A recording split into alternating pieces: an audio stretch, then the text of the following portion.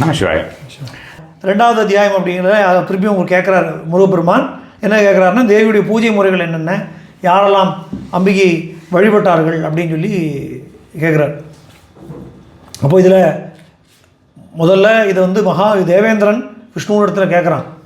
இந்த ரகசியங்களை அம்பாள் எப்படி வழிபடணும், யார் வழிபட்டாங்கிற விஷயங்கள் எல்லாம் அதையெல்லாம் நானும் உனக்கு சொல்கிறேன். எப்படி சொல்கிறார் அப்படின்னா, இந்த மாதிரி மகாவிஷ்ணு பல சந்தர்ப்பங்களில் மோகினி அவதாரம் எடுத்திருக்கார். ஆமாம், கிட்டத்தட்ட 7ஓ 8ஓ தடவை மோகினி அவதாரம் எடுத்ததாக வேறு புராணங்களில் சரித்திரங்கள் இருக்குது. அப்படி ஒரு முறை வியாழாசுரன்னு சொல்லக்கூடிய அசுரனை அழிப்பதற்காக மகாவிஷ்ணு மோகினி அவதாரம் எடுத்தபோது இந்த தேவேந்திரன் அவர்கிட்ட இந்த கேள்வியை கேட்குறான். வியாழாசுர சம்ஹாரம் முடிஞ்ச காலகட்டத்தில் நீ ஒன்றை தான் பரமபுருஷன்னு எல்லாருமே சொல்கிறா, ஆனால் இந்த பரமார்த்த ஸ்வரூபம் அப்படிங்கிறது ஆண் வடிவமானதா பெண் வடிவமானதா? இப்போ நீயே பார்த்தேன்னா ஆண் பரமபுருஷன்னு சொல்லக்கூடிய புருஷோத்தம்னு சொல்கிற நீ இப்போ பெண் வடிவத்தில் இருக்க. இப்போது இந்த பரபிரம்ம ஸ்வரூபம் ஆண் வடிவம் கொண்டதா பெண் வடிவம் கொண்டதா அப்படின்னு சொன்னோடனே அவர் மகாவிஷ்ணு சொல்கிறார், பிரகிருதியும் புருஷனும் ரெண்டுமே நித்திய வஸ்து. தங்கம் வேறு ஆபரணம் வேறு கிடையாது. ஒரு மோதிரமோ வளையலோ செயினோ போட்டினாலும் அது ஆபரணமாக இருந்தாலும் அது தங்கம் தான். அதனால் அதோடைய மதிப்பு குறைய போகிறதில்ல.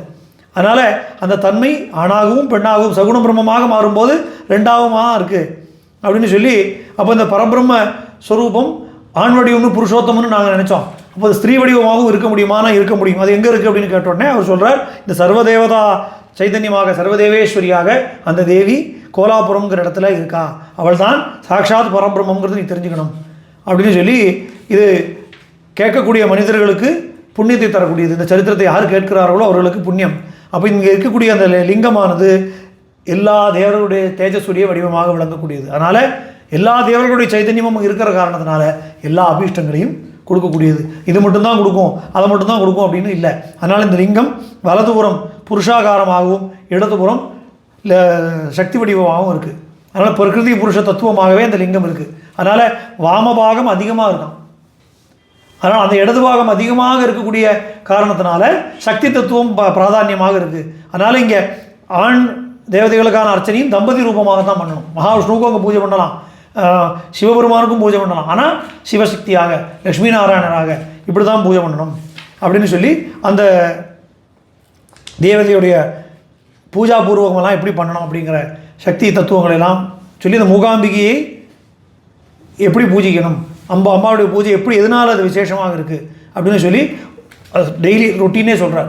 அனுதினம் கார்த்தால எழுந்திருக்கும் போது எப்படி தியானிக்கணும், அந்த குண்டலினி சக்தியை எப்படி பிரார்த்தனை பண்ணணும், இந்த கோவிலுக்கு முதல்ல நுழைஞ்ச உடனே முதல்ல யாரை வணங்கணும், இப்படி இது எல்லாத்தையுமே சொல்லி அந்த அம்பிகையுடைய மூலமந்திரத்தை விவரணம் பண்ணி அந்த மூலமந்திரம் என்ன அப்படிங்கிறத சொல்லி அந்த ஆவாகனாதிகள் எப்படி பண்ணி எப்படி நியாசங்கள் பண்ணணும் இதெல்லாம் சிவபெருமான் முருகப்பெருமானுக்கு உபதேசம் பண்ணி அந்த அம்பிகையுடைய ஸ்வரூபம் என்ன அப்படிங்கிற விவரம் சொல்கிறார்.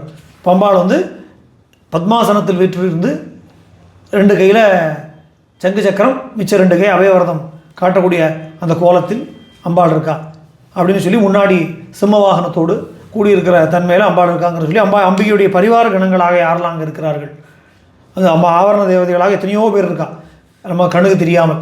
அதனால் அப்படி எப்படி ஸ்ரீசக்கர நவாவரணம் 9 ஆவரணத்திலையும் எந்த தேவதைகள் இருக்கிறார்கள் அப்படின்னு சொல்லி வழக்கமான ஸ்ரீசக்கர தேவதைகள் கிடையாது, இதெல்லாம் டோட்டலாகவே வேறு. அப்போ இது எல்லாத்தையும் சொல்லி 7வது ஆவரணத்தில் வீரபத்ரனை பூஜிக்கணும்.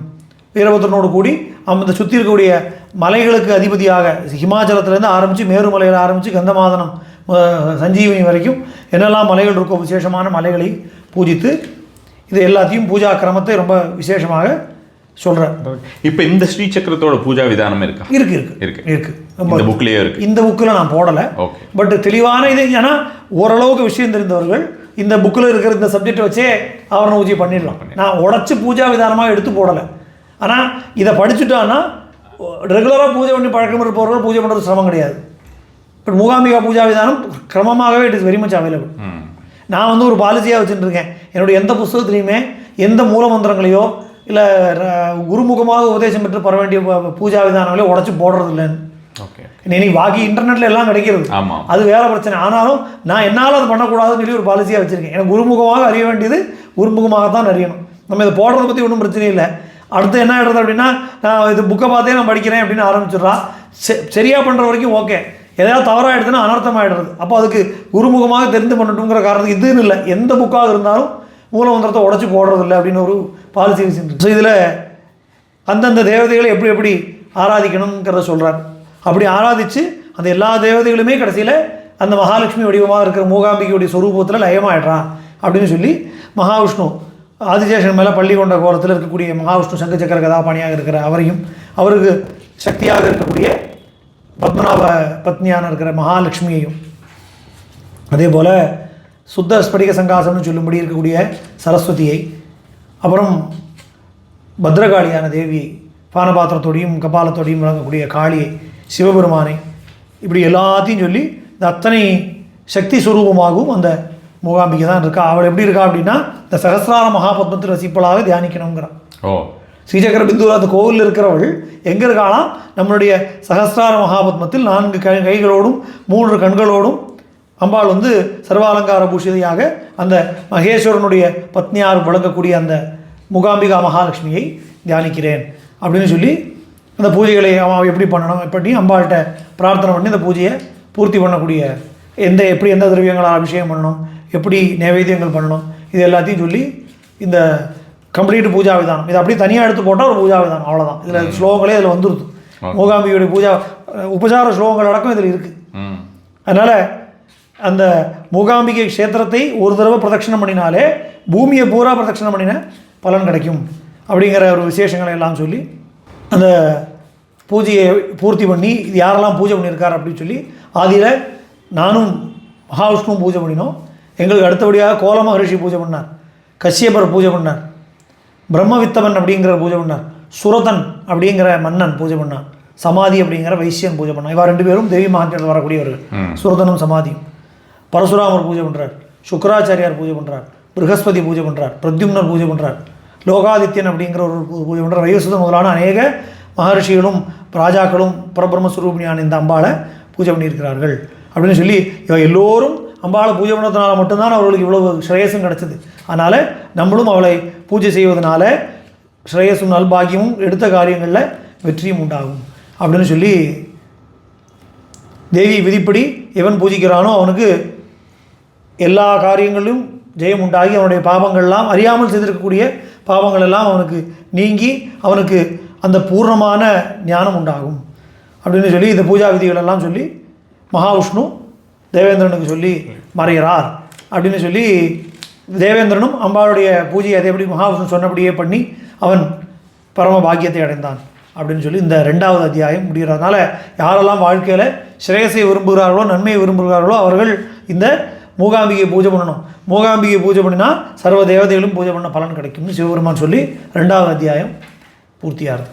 இப்போ இதில் நம்ம பார்க்கும்போது இந்த சுரதன் சமாதி இவர்கள்லாம் அம்பாளை பூஜை பண்ணா அப்படின்னு சொல்லும்போது அதுலேருந்து நமக்கு இன்னொரு இன்ஃபர்மேஷன் என்ன கிடைக்கிறதுனா இன்றைக்கி மூகாம்பிகையில் நடக்கிறது போல் சண்டிகோமம் வேற எங்கேயும் நடக்காது.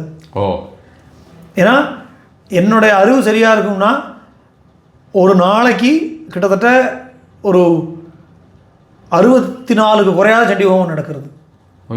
16 குண்டங்கள் இருக்குது. ஓகே. ஸோ காலங்காலத்தில் அந்த கோவில் திறக்கும் போதே 5 மணிக்கு பூர்வாங்கத்தோட சங்கல்பம் ஆரம்பிக்கும். கோபூஜை பக்தாளுக்காக பிரார்த்தனையாக யாரெல்லாம் வந்து அங்கே பிரார்த்தனை தனித்தனியாக தான் இந்த சமஷ்டியாக எல்லாரையும் 50 பேர் சேர்த்து வச்சு ஒன்றா சங்கல்பம் பண்ணுற வேலை கிடையாதுங்க.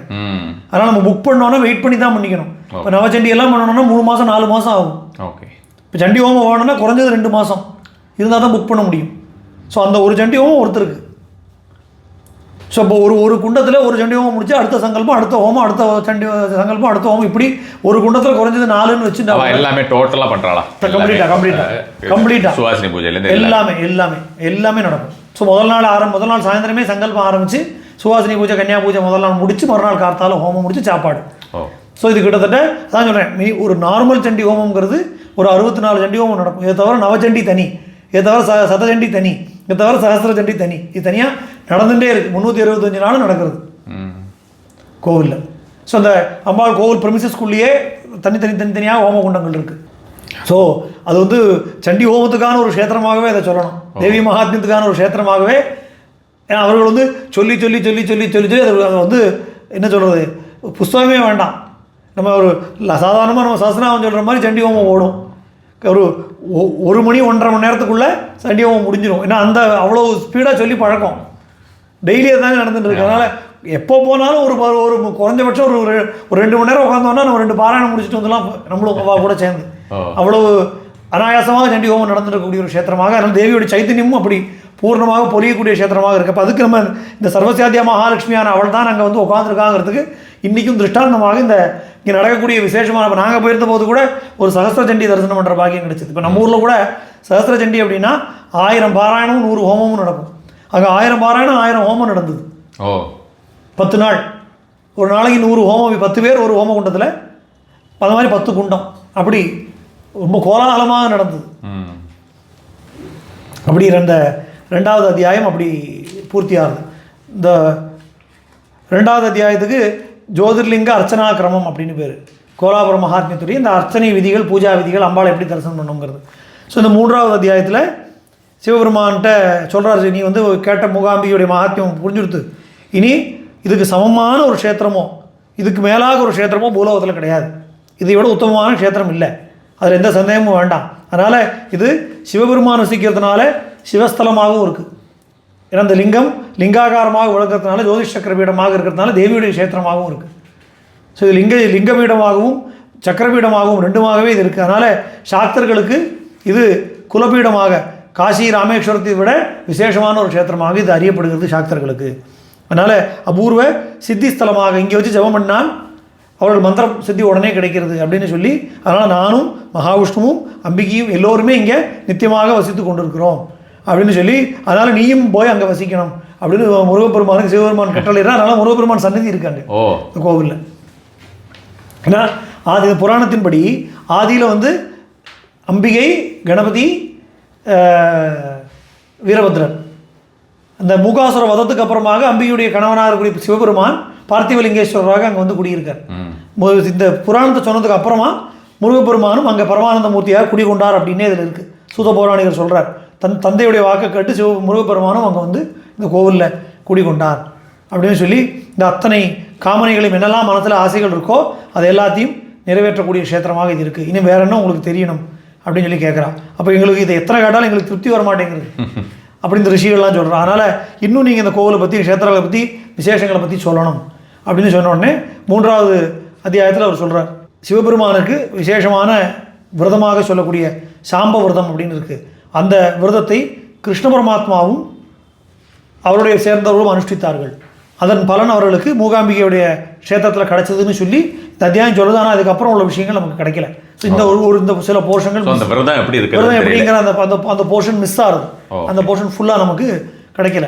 அதனால் இங்கே வந்து சைவர்கள், வைஷ்ணவர்கள், சாக்தர்கள் இந்த 3 சம்பிரதாயத்தை சேர்ந்தவர்களுமே அவரவர்கள் சம்பந்தப்பட்ட பூஜைகளையும் விரதங்களையும் இங்கே அனுஷ்டிக்கிறதுனால, மூகாம்பிகை இருந்து அனுஷ்டிக்கிறதுனால ஒரு தடவை பண்ணால் கோடி மடங்கு பலன் கிடைக்கும் அப்படின்னு சொல்லி, இது விசேஷமாக துர்கா சப்தசித்தி பாராயணம், வேத பாராயணம் அப்படின்னு சொல்லி, வேறு அங்கே இருக்கக்கூடிய விப்ரர்களுக்கு போஜனம் இதெல்லாம் பண்ணி வச்சோம்னா கோடி பங்கு பலன் கிடைக்கும். சாக்த மந்திரங்கள், நவாக்ஷரி முதலான சாக்த மந்திரங்கள், வைஷ்ணவ மந்திரங்கள், சைவ மந்திரங்கள் இதெல்லாம் அங்கே போய் ஜபம் பண்ணி புரஸ்சரணம் பண்ணினால் கோடி பங்கு பலன் கிடைக்கும். அங்கே இருக்கக்கூடிய கன்னிகைகளுக்கும் சுவாசினிகளுக்கும் அந்தனோத்தமர்களுக்கும் அவர்களுக்கெல்லாம் இங்கே சுவாசினி பூஜை, கன்னியா பூஜை பண்ணி போஜனம் செய்வித்தால் அவர்களுக்கு வஸ்திரங்கள், ஆபரணங்கள்லாம் கொடுத்தா அதன் பங்கும் கோடி பங்கு கிடைக்கும். இந்த காரணத்தால் தான் நம்ம வந்து அங்கே பூஜை பண்ணினோம். அங்கே இருக்க அந்த ஊரில் இருக்கக்கூடிய சுவாசினிகளையும் அவ்வளோ 108 பேருமே அந்த கொல்லூர் க்ஷேத்திரத்தை சேர்ந்தவர்கள். அதே போல் அங்கே இருக்கக்கூடிய கன்னியா குழந்தை ஒவ்வொருத்தரையும் போய் இன்வைட் பண்ணதா சொன்னேன். ஆமாம், தனிப்பட்ட முறையிலவே ஒருத்தர் கிரகத்துக்கும் போய் வீட்டுக்கும் போய் அவர்களுக்கு தாம்பூலம் கொடுத்து இன்வைட் பண்ணிட்டு வந்தோம், குங்குமம் கொடுத்து கூட்டின்னு வந்தோம். அப்படி ஒரு பாக்கியம் கிடச்சிது. அப்படி அதனால் இங்கே என்னெல்லாம் தானங்கள் பண்ணுறோமோ, கோதானம், பூதானம், ஸ்வர்ணதானம் எது பண்ணினாலும் அதோடைய பலனெல்லாம் கோடி பங்கு உண்டு. அதனால் இங்கே விசேஷமான தீர்த்தம் அப்படிங்கிறது சௌபர்ணிகா நதி. அதுக்கு சௌபர்ணிகா நதியில் போய் தீர்த்தமாடி அங்கே முன்னோர்களுக்கு திதி கொடுத்தால் அவர்கள் பித்ருக்கள் சொர்க்கத்தை பக்கத்திலே இருக்கா. ஆமாம், கோவில் பக்கத்துலேயே தான். கோவிலுக்கு பின்னாடி ஓடும். அது கோவில் பின்னாடி ஓடுறத விட கொஞ்சம் தள்ளி போனோம் அப்படின்னா ஒரு 1/2 கிலோமீட்டர் நடந்து போனோம்னா ஸ்நானம் பண்ணுற அளவுக்கு ரொம்ப வசதியாகவே இருக்குது. க்ளீனாகவும் இருக்கும். கோவில் பக்கத்தில் கொஞ்சம் சுத்தம் குறவாக இருக்கும். ஏன்னா மக்கள் அதிகமாக போகலாம் இல்லையா, அதை நாசம் பண்ணிட்டு தான் மறுவேலை. அதனால் நம்ம மக்களுக்கு என்ன சொன்னாலும் புரியறது இல்லை. கோவிலுக்கு எதிரிலேயே ஓடும், அங்கே ரொம்பவே மோசமாக இருக்கும். கொஞ்சம் ஒரு 500 மீட்டர், ஒரு 1/2 கிலோமீட்டர் போனோம் அப்படின்னா சுத்தமாகவே நீராடக்கூடிய படித்துறையே இருக்குது. அங்கே தான் அம்பாள் வந்து ஆராட்டு உற்சவம் நடக்கும். பள்ளி வேட்டை ஆராட்டெல்லாம் நடக்கிறது உண்டு. அப்போ பள்ளி வேட்டை ஆராட்டுக்கு அம்பாள் இந்த சௌபர்ணிகையில் போட்டில் இறங்கி இந்த அக்கறையில் இருக்கிற காட்டுக்குள்ளே போய் வேட்டையாடிட்டு வருவோம். ராத்திரி விடிய அங்கே அந்த மண்டபத்தை தூங்கிட்டு காத்தால் எழுந்து வருவோம் தேர் திருவிழாம் போது. அப்போ அந்த காட்டுக்குள்ளே அங்கே ஏதாவது தனியாக சின்ன மண்டபம் தான் இருக்கும். அந்த மண்டபத்தில் போய் அம்பாளை வச்சுருவா. வேட்டையாடலாம் இல்லையா? போகலாம். வேட்டையாடுறது இங்கேருந்தே தெரியும், இக்கரையிலேருந்தே தெரியும். நம்மளும் போகலாம். படகுல தான் போகணும் சார். வெள்ளம் ஜாஸ்தியாக இருந்தால் படகுல போகணும், இல்லைன்னா நடந்தே போயிடலாம். வேட்டையாடுறதுங்கிறது ஒரு பாவனையாக. அங்கே ஒரு பழத்தை, சக்கப்பழத்தை, பலாப்பழத்தை வச்சுட்டு அது மேலே அம்பு விடுற மாதிரியான ஒரு பாவனையில் வருவான்.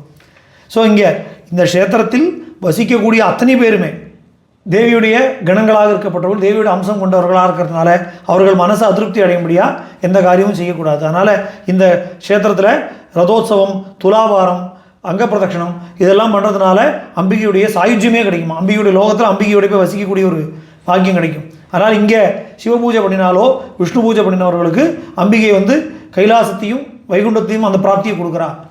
இல்லை இப்போ இந்த சிவ பூஜை விஷ்ணு பூஜை எல்லாம் இப்போ ஆல்ரெடி இருக்கிற உபாசகா வந்து அவாவாலே பண்ணலாமா? இல்லை இப்போ அங்கே இருக்கிற மூர்த்திகளுக்கு பூஜைகளை பண்ணுறதுன்னு தான் நான் புரிஞ்சுக்கிறேன். நம்ம கையில் கொண்டு போகிற உபாசகர்கள் அவர்களுடைய பூஜா மூர்த்தி கையில் வச்சிருப்பாங்க. அது இந்த க்ஷேத்திரத்தை எப்படி நம்ம பூஜை பண்ண தான் போகிறோம். நம்ம ரெகுலராக எங்கே போனாலும் எடுத்துகிட்டு போய் பண்ணுற பூஜா மூர்த்திகள் கையில் இருக்கும். அதை வச்சு பண்ணுறது. இப்போ இந்த மூர்த்திகளுக்கு வழிபடணும் அப்படின்னா இங்கே இந்த கோவில்லையே வந்து உங்களுக்கு சிவபெருமானும் இருக்கார், மகாவிஷ்ணுவும் இருக்கார். அதனால் அவர்களுக்கு வந்து இப்போ சிவபெருமான தனி சன்னதி இருக்குது, பார்த்திவேஸ்வரர்னு, வெங்கடேஸ்வரர் சன்னதி இருக்குது. ஸோ அந்த மூர்த்திகளுக்கு அந்த அர்ச்சகர்கள் முகமாக தான் நம்ம பூஜை பண்ணணும்னா அப்படி தான் புரிஞ்சுக்கணும். நம்மளே போய் பண்ணுறோன்னு அர்த்தம் இல்லை. அர்ச்சகர்கள் முகமாக அபிஷேக ஆராதனை அர்ச்சனைகள் எல்லாம் பண்ணுறது அப்படிங்கிறது ஒரு விசேஷமான வழிபாடாக பண்ணும்போது அந்த அந்தந்த இஷ்ட தெய்வம் என்னவோ அந்த தேவதையுடைய லோகம் அவர்களுக்கு கிடைக்கும் அப்படின்னு சொல்லி இங்கே வச்சு அம்பிகை காளி பாவத்தில் பூஜை பண்ணினால், காளியாக பூஜை பண்ணால் எடுத்த காரியத்தில் வெற்றி கிடைக்கும். லக்ஷ்மி பாவத்தில் பூஜை பண்ணால் ஐஸ்வர்யம் கிடைக்கும். சரஸ்வதி பூஜையால் வித்யை அபிவிருத்தி ஆகும். அதனால் இன்றைக்குமே பார்த்தீங்க அப்படின்னா மூகாம்பிகையுடைய சன்னதியில் வந்து அம்பாள் சர்வ சைத்தன்ய ஸ்வரூபிணியாக, துர்காலட்சுமி சரஸ்வதி ஐக்கிய ஸ்வரூபிணியாக இருக்கிறதுனால இந்த 3 பூஜையுமே நடக்கும். ஓகே. அம்பாள் வெறும் சண்டி மட்டும்தான் இல்லை, அங்கே ஸ்ரீசுக்த ஏதாவது ஹோமம் பண்ணுறது எல்லாமே நடக்கும். எல்லா பூஜையுமே அம்பாளுக்கு நடக்கிற காரணத்தினால இதில் விசேஷமாக அம்பாள் வந்து வித்தியைக்கு அதிபதியாக இருக்கிற காரணத்தினால அங்கே வித்யாரம்பம் ரொம்ப விசேஷமாக நடக்கும். கோலாபுரத்தில் இன்றைக்கி பார்த்தீங்கன்னா கார்த்தால 7 மணிக்கு தொடங்கினா கிட்டத்தட்ட ஒரு 12-1 மணி வரைக்கும் மத்தியானம் குழந்தைகளுக்கு நான் ஸ்டாப்பாக வித்யாரம்பம் நடந்துகிட்டே இருக்கும். நாக்கில் நெல்லை வச்சு எடுத்து அக்ஷராபியாசம் பண்ணுறது. எத்தனை வயசானாலும் சரியாக படிப்பு வரலைன்னா இங்கே வந்து 10 வயசு 12 வயசு குழந்தைகள் கூட வித்யாரம்பம் பண்ணுற ஒரு வழக்கம் இருக்குது. ஸோ குழந்தைகளுக்கு அந்த அன்னப்பிராசனம் சொல்லக்கூடிய சாப்பாடு கொடுக்குறதும் வித்யாபியாசம் அந்த சரஸ்வதி மண்டபம்னே இருக்குது. சரஸ்வதி மண்டபத்தில் கார்த்தாலம் நடக்கும். மத்தியானமெல்லாம் நீங்கள் பார்த்தீங்கன்னா கோவில் 3 மணிக்கெல்லாம் திறந்துருவா. 1:30 மணிக்கு கிடச்சி 3 மணிக்கு திறந்துருவா. 3 மணிக்கு திறந்தோடனே ராத்திரி ஒரு கிட்டத்தட்ட ஒரு 6 மணி வரைக்குமே நிறைய பேர் பாட தெரிஞ்சவங்க உட்காந்து பாடுவா சரஸ்வதி மண்டபத்தில். ஏன்னா இது ஒரு அங்கே பாடினால் அது அபிவிருத்தி ஆகும் அப்படிங்கிற ஒரு கணக்கில் அங்கே அம்பாளுக்கு முன்னாடி பாடுறது. அதே போல் டான்ஸ் ஆட தெரிஞ்சவா ஒரு அபிநயமாக பிடிச்சிட்டு போவான் அம்பாளுக்கு முன்னாடி. வித்தியைக்கு அதிபதியாக அம்பாள் வழங்குற காரணத்தினால எனக்கு தெரிஞ்சு கிட்டத்தட்ட 365 நாள் அங்கே பாட்டு கேட்டுகிட்டே இருக்கும். அப்போ அங்கே இந்த சினி ஆக்டர்ஸ் எல்லாமும் போகலாம். அதே மாதிரி வந்து கலை சம்பந்தமாக எல்லாரும் கலை இந்த இயல் இசை நாடகம்னு சொல்லக்கூடிய எல்லாத்துலேயுமே வந்து இருக்கக்கூடியவர்கள் அங்கே போய் எழுதுறதோ பேசுகிறதோ இல்லை நடிக்கிறதோ நடனம் ஆடுறது இது மாதிரியான விஷயங்கள் எல்லாத்துலேயுமே அங்கே அவர்கள் சரஸ்வதி மண்டலத்தில் நமஸ்காரம் பண்ணி இல்லை அம்பாள் வந்து வழிபடுறது. நீங்கள் ஆவரேஜாக நீங்கள் பார்த்தோன்னா சினி ஆக்டர்ஸ் நீங்கள் சொன்னதுனால சொல்கிறேன், ஒரு வாரத்தில் ஒருத்தராவது வந்துடுவான். யாராவது ஒருத்தர் மாற்றி ஒருத்தர் மூகாம்பிக்கு வந்துட்டே தான் இருப்பான் அம்பாளை தரிசனம் பண்ணுறதுக்கு. அப்படி இந்த கவர்மெண்ட் எக்ஸாம் எழுதி நிறைய பேர் ஃபெயில் ஆகிறவா அவெல்லாம் கூட ஆமாம் அங்கே போவான். அந்த பரீட்சையில் வந்து நமக்கு ஜெயம் கிடைக்கிறதுக்கு வந்து கவர்மெண்ட் எக்ஸாம் மட்டும் இல்லை, சிஏ பரீட்சை எல்லாராலையும் முடியவே முடியாத ஒரு பல கஷ்டமான பரீட்சையில் சிஏ ஒன்று. அந்த மாதிரி எக்ஸாம்லாம் எழுதுறவங்கள மூகாம்பிக்கு ரெகுலராக வந்து அம்பாள்கிட்ட பேனாவை வச்சு பூஜை பண்ணி வாங்குறது, ஹால் டிக்கெட்டை வச்சு எல்லாமே பண்ணி தருவான். ஸோ அங்கே இருக்கக்கூடிய பூஜைகளை நம்ம அணிக்கணும் அப்படின்னா ஒரு பூஜை பண்ணி நம்மளுக்கு தரக்கூடிய அந்த விஷயம் இருக்குது. அதனால் அப்படி அம்பிகை வந்து அங்கே விசேஷமாக எதை எதிர்பார்த்து போகிறோமோ அதை அந்த பாவத்தில் அம்பாள் நமக்கு அனுகிரகம் பண்ணுறான். ஸோ செல்வ வளம் வேணும் அப்படிங்கிறவங்களுக்கு செல்வ வளம் கொடுக்குறான். உடல் நலம் ஆரோக்கியம் குன்றி இருப்பவர்களுக்கு ஆரோக்கியத்தை கொடுக்குறான். ஐஸ்வர்யம் வேணுங்கிறவருக்கு அதை கொடுக்குறான். எதிரிகளால் தொல்லை ஏற்பட்டிருக்கக்கூடியவர்களுக்கு காலியாகிறது அதை நீக்கிறான். வித்தியை வேணும் அறிவு வேணுங்கிறவங்களுக்கு அதை கொடுக்குறான். டெய்லியே சாயந்தரம் அம்பாளுக்கு சீவேலி நடக்கும். ஸோ கேரள சம்பிரதாயத்தைப்படி தான் அங்கே பூஜை. அதனால் 3 வேளை சீவேலி உண்டு. குருவாயூரில் யானை மேலே வரும், இங்கே அம்பாள் வந்து ஒரு சுத்து கையிலையும் ஒரு சுத்து பல்லக்கிலையும் ஒரு சுத்து தேர்லையும் வருவோம். மழை 3 வேளை மழை இல்லை அப்படின்னா சாயந்தரம் வந்து அம்பாள் தங்க ரதத்தில் வருவோம். டெய்லி மழை இருக்கிற அன்றைக்கி மட்டும் இருக்காது. இந்த தட் இஸ் ஜூன் ஜூலையில் அங்கே பயங்கரமான மழை இருக்கும். அந்த மாதம் மாத்திரம் சொர்ண ரதம் இருக்காது, மிச்சதெல்லாம் இருக்கும். சிவேலியெல்லாம் உண்டு, தங்க ரதத்தில் வரமாட்டான். அவ்வளோதான். மிச்சபடி பாக்கி எல்லா நாளும் தங்குறதும் உண்டு. தங்குறதும் முடிஞ்சோடனே அம்பாள் சரஸ்வதி மண்டபத்துக்கு வருவோம். சரஸ்வதி மண்டபத்துக்கு அம்பாள் வந்து உட்காந்தோடனே சங்கீத உபச்சாரம் நடக்கும். அம்பாளுக்கு சங்கீதத்தால் பாட்டு பூஜை எல்லாம் பண்ணி தீபாராதனை பண்ணி அப்புறம் தான் அம்பாள் மறுபடியும் சன்னிதானத்துக்குள்ளே வருவது. இது வந்து டெய்லி ரொட்டீன் அங்கே.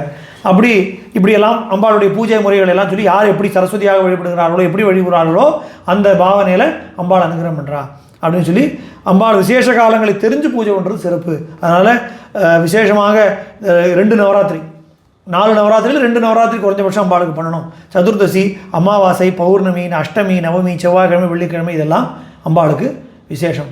அதனால் இந்த உலகத்தில் யாரெல்லாம் சௌக்கியத்தை அனுபவிக்கிறார்களோ, பெரிய அதிகார பதவியில் இருக்கிறார்களோ, யானை ஏறி குதிரை வரோன்னு சொல்கிறாங்க, அந்த மாதிரி வாகன வசதிகளோடு யார் இருக்கிறார்களோ, சுகபோகங்களை யார் அனுபவிக்கிறார்களோ, அதனால் இது எல்லாருமே அவர்கள் பூர்வ ஜென்மத்தில் தேவியை வணங்கியவர்கள் அப்படின்னு புராணம் சொல்கிறது. தேவியை வணங்கின காரணத்தினால தான் அவர்கள் இந்த ஜென்மத்தில் சுகத்தை அனுபவிக்க முடிகிறது.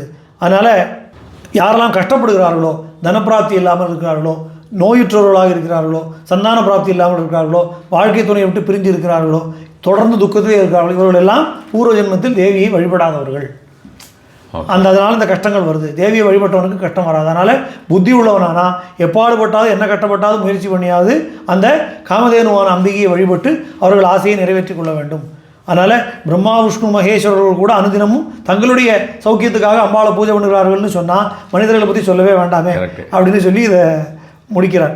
அதுக்கப்புறம் இந்த க்ஷேத்திரத்தில் அந்த அம்பாளுக்கும் அம்பாளை நாடி வந்திருக்கக்கூடிய உபாசகர்களுக்கும் யார் விசேஷமான பொன் பொருள் ஆபரணங்கள் எல்லாம் கொடுக்குறார்களோ அவர்கள் தேவி லோகத்தில் வசிக்கிறார்கள்.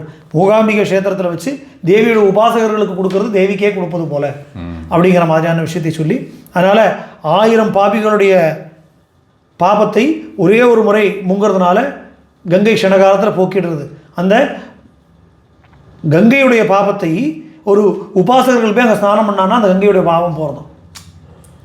ஏன்னா இத்தனை பேருடைய பாவத்தையும் வாங்கி வச்சுக்கூடிய கங்கை எப்படி அந்த கங்கை தன்னை சுத்தி பண்ணிக்கிறது அப்படின்னா இந்த மாதிரி மகான்கள் வந்து ஸ்நானம் பண்ணுறதுனால.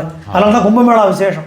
கும்பமேளா ஏன் விசேஷம்னா இத்தனை ஜனங்களுடைய பாவத்தை அது போக்குறது. ஆனால் ஞானிகள்லாம் அப்போ தான் வந்து ஸ்நானம் பண்ணுறான், அதனால அது இன்னும் புனிதம் அடைகிறது அப்படிங்கிற. அதுபோல் உபாசகர்கள் ஸ்நானம் பண்ணுறதுனால அந்த கங்கையே சுத்தமாகிறது. அதுபோல் சுத்தமான ஞானம் அடைந்த ஒரு தேவி பக்தனுக்கு சமமாக இந்த உலகத்தில் யாருமே கிடையாது. அதனால் தேவி பக்தனை இந்த மூகாம்பிகையில் வச்சு அவனுக்கு விசேஷமாக அவனுக்கு மனசு சந்தோஷப்படும்படியான விஷயங்களை செய்தால் அதனால் தேவி சந்தோஷம் அடைகிறாள் அப்படின்னு சொல்லி இந்த மலையுடைய விசேஷம். இங்கே இருக்கக்கூடிய மலை எப்படி வருது அப்படின்னா, முன்னொரு காலத்தில் ராமராவண யுத்தம் நடக்கும்போது ஆஞ்சநேயர் கொண்டு போன சஞ்சீவி மலையுடைய ஒரு பகுதி இங்கே விழுந்தது. மலை அடிவாரத்தில் தான் இருக்கும் கோயில். ஆமாம், மலைக்கு நடுவில் தான் இருக்குது. மலைக்கே நடுவில் தான், மலைக்கு நடுவில் ஹில் ஏறி தான் போகும். ஹில் ஏறி தான் தெரியாது நமக்கு. இப்போ ரோடு மாதிரி தான் இருக்கும், சுற்றியும் மலை இருக்கும். மெயினான சக்கிய பர்வதத்தோட அடிவாரத்தெல்லாம் இருக்கும். ஆனால் கிட்டத்தட்ட அது மலை ஏறி போகிற மாதிரி தான். இது வந்து குடஜாதிரின்னு பேர் அந்த பகுதிக்கு, குடஜகிரின்னு சொல்கிறோம். அந்த குடஜகிரியில் ஒரு விசேஷமான தீர்த்தம் இருக்குது, அதுக்கு சௌபர்ணிகான்னு பேர். அதான் இந்த க்ஷேத்திரத்துடைய தீர்த்தம். சௌபர்ணிகை எப்படி வந்தது அப்படின்னா, இது ஆதியில் கருடன் அங்கே தபஸ் பண்ணார். கருடனுக்கு சுப்பர்ணன்னு பேர். இந்த கருடன் தபஸ் பண்ண விசேஷத்தினால அம்பிகை அனுகிரகம் பண்ணி இந்த தீர்த்தத்தை உண்டாக்குறான். ஸோ கருடனால் சுபர்ணனான கருடனால் வந்ததுனால இதுக்கு சௌபர்ணிகா அப்படின்னு பேர். ஸோ நதி வந்து அத்தனை பேராலையும் போற்றப்படக்கூடிய பாவங்களை நீக்கக்கூடிய ஒரு தீர்த்தமாக இருக்குது. அதே போல் மகிஷாசுர யுத்தத்தின் போது தேவியுடைய சரீரத்திலேருந்து உற்பத்தியான ஒரு தீர்த்தம் இருக்குது, சுக்ல தீர்த்தம் அப்படின்னு இருக்குது. அப்போ அந்த இடத்துல சித்தேஸ்வர மகாதேவர்னு ஒரு கோவிலும் இருக்குது. இன்றைக்கி மற்றெல்லாம் மூகாம்பிகையிலேருந்து ஒரு 1/2 கிலோமீட்டர் தூரம் போனோம், ஒரு 1 கிலோமீட்டர் இருக்கும் மேக்ஸிமம். போனேன் அப்படின்னா தனியாக இருக்கும், ஜெபம் பண்ணுறதுக்கு அருமையான இடம், யாருமே இருக்க மாட்டான் அந்த கோவிலில். சித்தேஸ்வர மகாதேவர் சுக்ல தீர்த்தம் இருக்கும். மூகாம்பிகை பஸ் ஸ்டாண்டு தாண்டி அந்த அங்கேயுமே குளிக்கிற மாதிரி இருக்குமா? இல்லை குளிக்கிற மாதிரி ரொம்ப சின்ன தீர்த்தம், ரொம்ப சின்ன தீர்த்தம் தான், புரோக்ஷனம் தான் பண்ண முடியும். அந்த கோவில் பார்த்தா ஏகாந்தமாக இருக்கும், அந்த பூஜகர் மட்டும்தான் இருப்பார், யாருமே இருக்க மாட்டாங்க. ஜெபமெல்லாம் பண்ணுறதுக்கு அருமையான ஒரு இடமாக சித்தேஸ்வர மகாதேவர் இருப்பாருங்க. அவர் அங்கே வந்து பிரார்த்தனை பண்ணியிருக்காரு அப்படின்னு சொல்லிட்டு. இல்லை அங்கே தேவியோட சரீரத்துலேருந்து அந்த தீர்த்தத்தினால அங்கே சிவபெருமான் அங்கே பிரதிஷ்டை பண்ணியிருக்காரு. அதனால் இவர் சுக்கராச்சாரியர் பிரதிஷ்டை பண்ண லிங்கம், சுக்கராச்சாரியர் பூஜை பண்ண சிவன் அது. ஓகே. சுக்கராச்சாரியர் பூஜை பண்ண தீர்த்தம்ங்கிறதுனால, சுக்கராச்சாரியர் பிரதிஷ்டை பண்ண சிவன்கிறதுனால அவருக்கு விசேஷம். சித்தேஸ்வர மகாதேவ் நாமம் வந்து இந்த மாதிரி வச்சிருக்காங்க, சித்தேஸ்வரர்னு பேர் வச்சிருக்காங்க. அதே போல் அங்கே அம்பாளுக்கு முன்னாடி இருக்கக்கூடிய தீர்த்தத்துக்கு அக்னி தீர்த்தம் அப்படின்னு பேர். அதே மாதிரி பரசுராமர் உருவாக்கின பார்கவ தீர்த்தம் இருக்குது. அதே மாதிரி அம்பாளுடைய 4 திக்கிலையும் வீரபத்ரர், சுப்பிரமணியர், மகாகணபதி, ஆஞ்சநேயர், இந்த 4 பேரும் அங்கே பிரதிஷ்டையாகி 4 திக்கிலையும் அம்பாளுடைய 4 கார்னர்லையும் 4 பேருடைய சைதன்யங்களும் இருக்குது. அதே போல் சித்தர்கள், கந்தர்வர்கள், உரகர்கள் எல்லாருமே 3 சந்தியா காலங்கள்லையும் அம்பாளை தரிசனம் பண்ணுறதுக்காக வந்து இருக்காளாம். அதனால் அவள் வந்து அம்பாள் வந்து இப்போ இதெல்லாம் சொல்லி முடிச்சு அம்பாள் சர்வ சைதன்ய ரூபிணியாக இருக்கா. அதனால் அவள்கிட்ட போய் பிரார்த்தனை பண்ணிட்டோன்னா அம்பாளுக்கு கைங்கரியம் பண்ணுறதுக்காக வந்திருக்கிற சித்தர்களும் சாரணர்களுமே நமக்கு அனுகிரகம் பண்ணிடுவா. அம்பாள் வரைக்குமே அதை கொண்டு போக மாட்டான். அவள் வரைக்கும் அந்த அப்ளிகேஷன் போக வேண்டாம். இவர் ஏதோ அம்பாள்கிட்ட கேட்டுருக்கா, நம்ம பண்ணி கொடுத்தா அப்படியா நான் பக்தனுக்கு அனுகிரகம் பண்ணால் அம்பாள் நம்மளை பார்க்க மாட்டாளாங்கிறதுக்கு வேண்டி இவர்களே நமக்கு எல்லா அனுகிரகத்தையும் பண்ணிவிடுவார்களாம். அப்படி இவர் சொல்கிறார் சூத பௌராணிகர், இதெல்லாம் என்னுடைய குருவினிடத்திலிருந்து நான் கேட்டு தெரிஞ்ச விஷயத்தை உங்களுக்கு நான் சொல்லி முடிச்சிருக்கேன் அப்படின்னு சொல்லி சிரத்தையோடும் பக்தியோடும் யார் கேட்கிறார்களோ அவர்களுக்கு இந்த இன்னொரு பிறவி பூமியில் ஏற்படாது. அதனால் இந்த தீர்த்தத்தில் ஸ்நானம் பண்ணி இப்போ எப்படிலாம் கிரமமாக சொல்லியிருக்கோமோ அதையெல்லாம் பண்ணும்போது அவர்களுக்கு எல்லா விதமான பலனும் முழுமையாக சித்திக்கும். அதனால் இந்த க்ஷேத்திரத்துக்கு வந்தும் எவனும் எந்த சொல்லியிருக்கிற கிரமப்படி எதையும் பண்ணாமல் வழிபாடு பண்ணாமல் போயிட்டான்னா அவன் வந்து தன்னுடைய பித்ருக்களுக்கும் தேவர்களுக்கும் துரோகம் தான் பண்ணியிருக்கான். ஏன்னா அப்படிப்பட்ட எல்லா நன்மைகளும் கொடுக்கக்கூடிய விஷயத்தை கிடச்சும் நழுவு விட்டவன் ஆகிடுறான். அதனால் இதை மகாத்மியத்தை நல்லா தெரிஞ்சு கேட்டுக்கணும். இந்த புஸ்தகத்தையே பக்தியோடு பூஜிக்கணுங்கிறான். இதே கோலாபுர மகாத்மியத்தையே பக்தியோடு பூஜிக்கணும். அதனால் இந்த சர்வ விஷயங்களுக்கும் சாரமாக விளங்கக்கூடிய இந்த புராண சரித்திரத்தை, பரம பவித்திரமான சரித்திரத்தை படித்தாலும் இதை கேட்டாலும் அவனுக்கு மூகாம்பிகை போன யாத்திரை பலன் கிடைக்குங்கிறான். அதனால் பார்க்கக்கூடிய வாசகர்களுக்கு கண்டிப்பாக இல்லை, இது கேட்கும்போதே கூட இந்த 3 அத்தியாயத்தை டெய்லி படிச்சதுனாலே நமக்கு வந்து அந்த பலன்கிறது மானசீகமாக ட்ராவல் பண்ணிடுவோம். ஆமாம், எல்லாமே வந்துடுறது. ஸோ மானசீகமாக அங்கே ட்ராவல் பண்ணி தரிசனம் பண்ணிட்டு வந்துடுறோம். ஆமாம். ஸோ அதனால் இந்த ஒரு ரவுண்டு போயிட்டு வந்தாச்சு. ஸோ சிவபெருமான் முருகனுக்கு சொன்னதை சூத பௌராணிகர் இவர்களுக்கு சொல்லி, அதனால் எப்படி அம்பிகை ஸ்ரத்தையோடு தியானித்து பக்தியோடு வழிபடுவர்களுக்கு அவர் தோமாஸ்ருதானாம் ந விபன்னரானாம் தோமாஸ்ருதாஹியா ஸ்ரேதாம் பிரயாந்தின்னு சொல்லும்படி அப்படி இதெல்லாம் அனுஷ்டித்து யார் வழிபடுகிறார்களோ அவர்களை மிச்சவர்களெல்லாம் காலில் விழுந்து வணங்கும்படியான ஒரு ஸ்திதியை அம்பிகை உருவாக்குகிறாள் அப்படின்னு சொல்லி இந்த ஜெகஜனனி ஆனந்த அம்பாள் உடைய ஸ்துதியோட இந்த மூகாம்பியுடைய 3வது அத்தியாயம் க்ஷேத்திர மகாத்மியத்தோட தீர்த்தாதி நிரூபணம்னு பேர் இந்த 3வது அத்தியாயத்துக்கு. அப்போ இந்த 3வது அத்தியாயம் பூர்த்தியாக இருக்கும். இப்போ இந்த பின்னாடி இந்த புஸ்தகத்தில் வந்து மூகாம்பியோட யந்திரம் சொல்லியிருந்தாங்க. அந்த யந்திரத்தையும் நம்ம அந்த ஸ்ரீசக்கரம் மூகாம்பிகா ஸ்ரீசக்கரத்தை சிவபெருமான் கொடுத்தது. அதே போல் அம்பாளுடைய அஷ்டோத்திர சதநாமாவளி அது வந்து இதுலேயும் சமஸ்கிருதத்துலேயும் கொடுத்து தமிழ்லையும் கொடுத்துருக்கோம். இது என்னென்னா உங்களுக்கு வந்து இதுவும் மூகாம்பிகா கோலாபுர மகாத்மியத்தை சேர்ந்தது தான். இதெல்லாம் இருக்கக்கூடிய அத்தியாயங்கள் நமக்கு கிடைக்கல.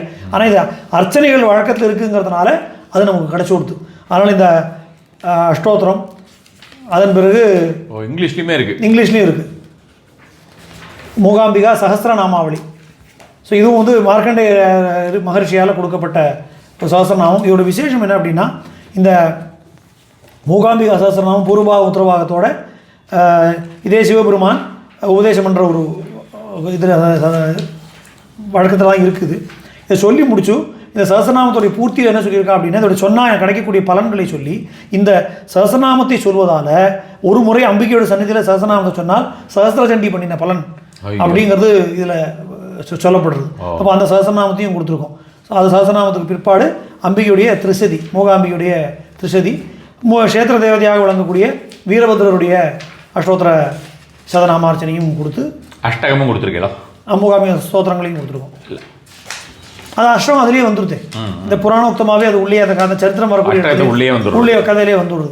ஆக்சுவலி வீரபத்ரனுடைய ஸ்துதியோடு இந்த புஸ்தகம் பூர்த்தி. அதனால் க்ஷேத்திர தேவதையான அவரை வழிபடணும். க்ஷேத்திரபால மூர்த்தியாக வீரபத்ரன் இருக்கிறதுனால அவரையும் வழிபட்டால் தான் மூகாம்பிகை பூஜை பூர்த்தியாகுங்கிறதுனால இது புராணோக்தமாக இல்லைனாலும் இது அனுபந்தமாக வீரபத்ரனுடைய அஷ்டோத்திரத்தையும் நம்ம சேர்த்துருக்கோம். ஸோ அப்படி தான் இந்த புஸ்தகம் உருவாச்சு. இது நிஜமாகவே அம்பிகையுடைய ஒரு காரணத்தினால நம்ம சொன்னது போல் அவ்வியாஜ கருணாமூர்த்தின்னு சொல்கிறாள் அம்பாளை. அதனால் கேட்டு 2-3 மணி நேரத்துக்குள்ளாகவே புஸ்தகத்தையும் கையில் கொடுத்து நம்ம சொன்னது போலவே அந்த அடுத்த முறை மூகாம்பிகை வரும்போது புஸ்தகம் பிரிண்ட் ஆகி அங்கே தேவி ஆராதிக்கக்கூடியவர்களுடைய திருக்கரங்களாலே இதை ரிலீஸ் பண்ணக்கூடிய ஒரு பாக்கியமும் கிடைச்சிது. ஒண்டர்ஃபுல்லாக இருக்குது. இதுதான் ஒரே ஒரு இதில் வந்து ஒரே வெர்ஷன் தான் இல்லையா உங்களுக்கு? வந்து ஒரே வெர்ஷனாகவே வந்து ஆமாம் எல்லாத்துலேயுமே. ஸோ அதனால தான் இப்போ எல்லாருக்குமே பிரயோஜனப்படணுங்கிறதுனால தான் மூல சம்ஸ்கிருதத்துலேயும் தமிழ்லையும் ஆங்கிலத்துலையுமே கொடுத்துருக்கோம். இப்போ நிறைய பேர் தமிழ் பேச தெரியும் படிக்க தெரியலன்னு ஒரு ஃபேஷன் ஆகிடுது அப்படி சொல்கிறது. ஆமாம், தமிழ் பேச தெரியும் படிக்க தெரியாதுங்கிறான். அதனால் ஆங்கிலத்துலேயும் இருக்குது தமிழ்லையும் இருக்குது. தமிழ்லையும் வந்து அக்ஷரங்கள் நம்பரிங்காக தான் கொடுத்துருக்கோம். ஓ சரி. ஏன்னா பா பா பா வித்தியாசம் காட்டணுமே, அதனால் அந்த அக்ஷரங்கள் நம்பரிங்கோடையே கொடுத்துருக்கோம் அந்த புத்தகம்.